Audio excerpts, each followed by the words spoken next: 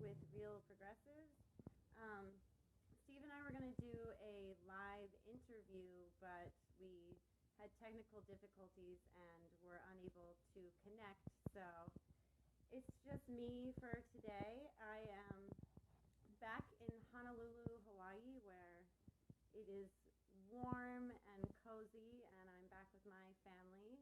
I left Standing Rock last Tuesday, so I'm just kind of catching up and reintegrating into society. I was in Standing Rock for 3 months, so being home is a little different than it was before, and I'm readjusting, I guess, and taking the things that I learned from Standing Rock and, kind of finding where I put those pieces now.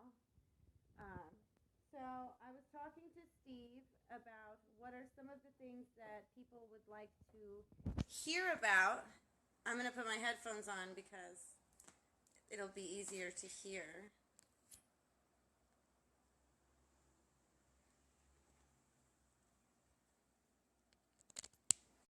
Okay, that should be better. So I was talking to Steve, and the two things that he wanted to hear about were the community and, just what it was like living there, and then more about the activism side and how, it worked with the interdynamics of relationships there.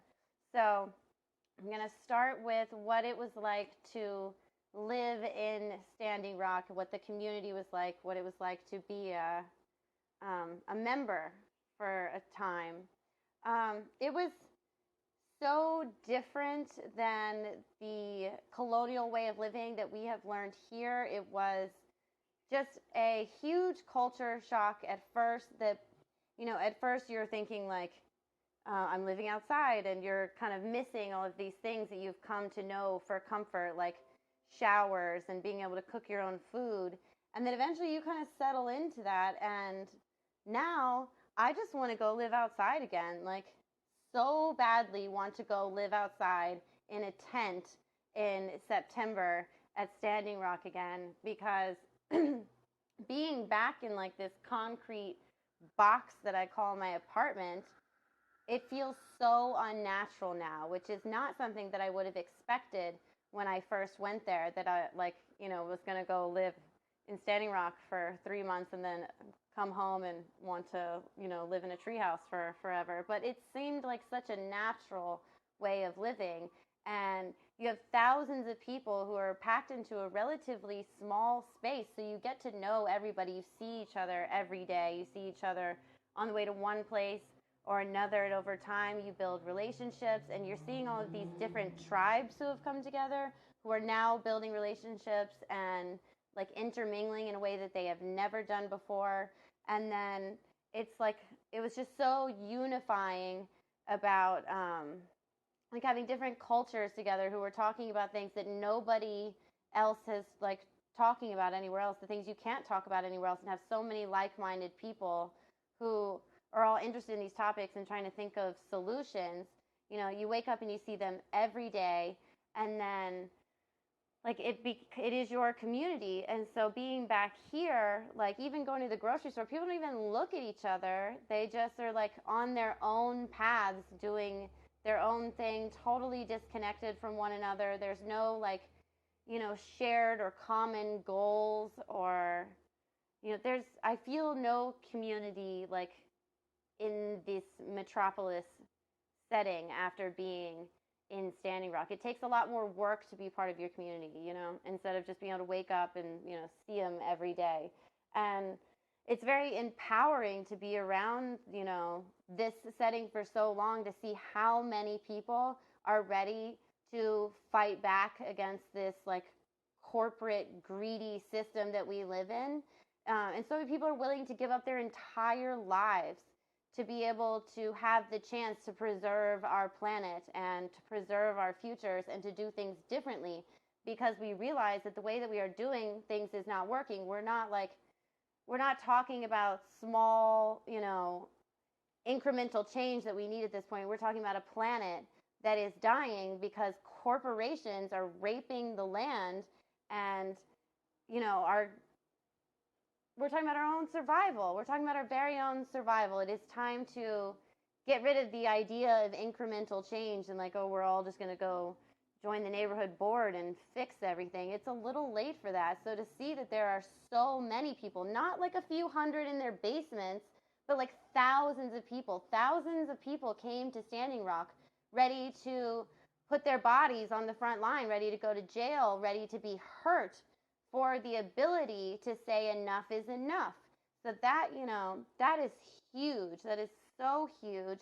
And it's just and I've said it 1,000 times, it's just the beginning. It's just the beginning. This is just like the playbook for what we're going to do later. So, that is uplifting every day, and to really feel like you're a part of that, and to really feel like, I feel here in many ways that I'm just complacent when I am in my regular everyday life. Being back in my apartment, I feel complacent. Whereas out there, I felt like I was, really a part of something that was going to affect change.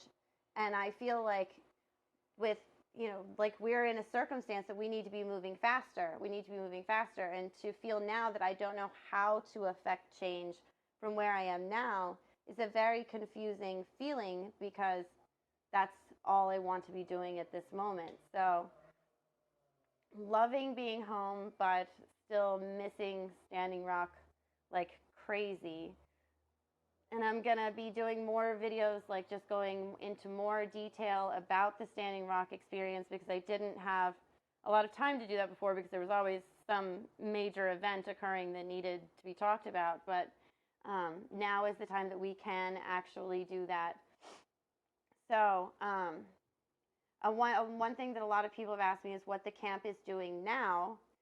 And people are still there. You can still go there. You can still send supplies there.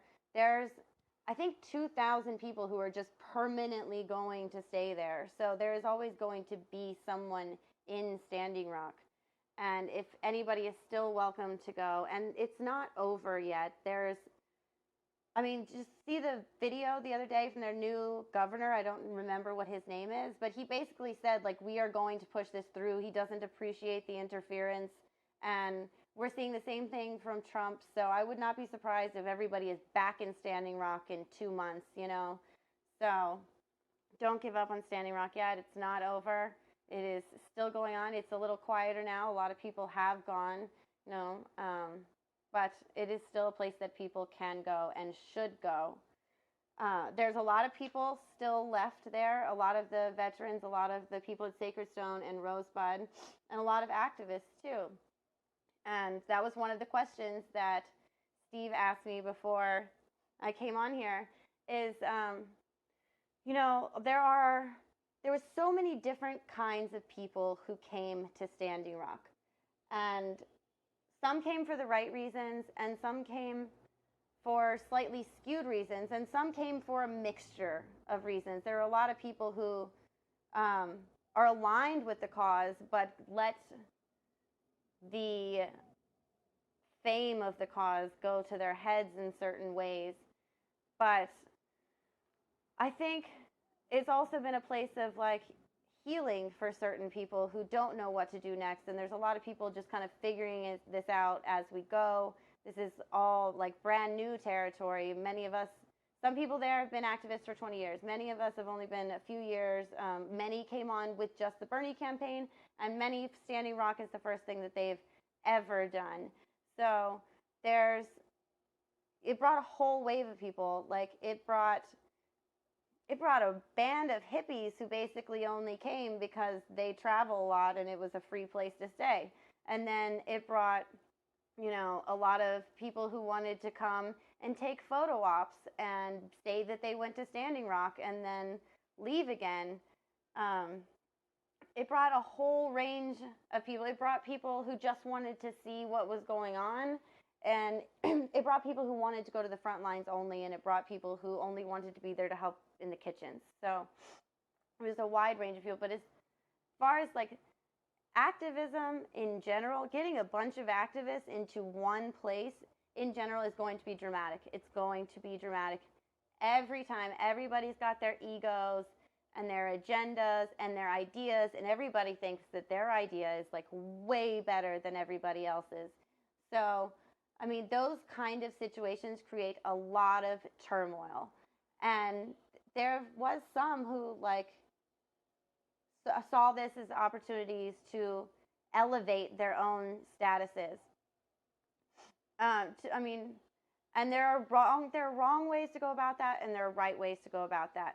There's like a fine line you have to walk because you want to raise awareness about what is happening and what people are doing, but when it comes to exaggerating your own personal persona or the events that have transpired or your actions within those events, that that's when it goes too far. This is not your personal moment. This is not your personal movement. I saw a lot of big name, people come out for 2 or 3 days thinking, okay, here's my moment to go on the front line and get my picture taken, or maybe I'll get arrested, thinking like this is the coolest thing that could happen, is if, somehow they're here to save people with their faces. And that was very disrespectful. That was very disrespectful of a lot of people. And there was a lot of people who only came for that. And there was people who complained about it being boring when they came because there was no frontline actions, because they would come for 3 or 4 days and there'd be no frontline action. And it's like, oh, well, why are we here? And it's like, that's not all that Standing Rock is. It's not just frontline actions. We're not spending every moment of our day putting ourselves in front of police and hoping that some of our friends don't get shot by rubber bullets. Those are very real things that are happening to people here. They're not like fun things, and they're certainly not your like op-ed moment. So, there were people who came for the right reasons. There were people who came for the wrong reasons. There was some people who came and got media for the right reasons. Like, the veterans got a lot of media. The clergy got a lot of media. And those stories were great. And they were very humble stories that were not focused on any one person or anybody saving anybody. But there was a lot of, I'm going to be the savior moments. And if that's why you're going to Standing Rock, you're going to the wrong place and you should just go home. But, I think a lot of people, I saw a lot of Bernie people there, like a lot of Bernie people there. I think that was just the logical next step. As an activist, if the DNC is gone, we've lost this part. What do we do now? What's the next thing we can do now that's really going to change things? And Standing Rock was it for a lot of people, and it still is for a lot of people, because it's the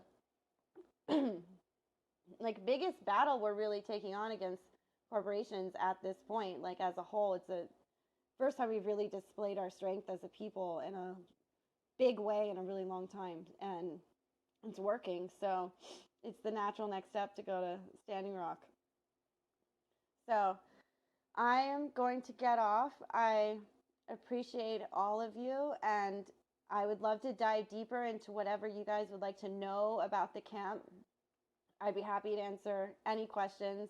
And hopefully if I can get this live interview thing working, then we can interview other people from camp. So we will be working on that in the future. Send over your questions in the comments, and I will get to them next time. Thank you, guys. Aloha.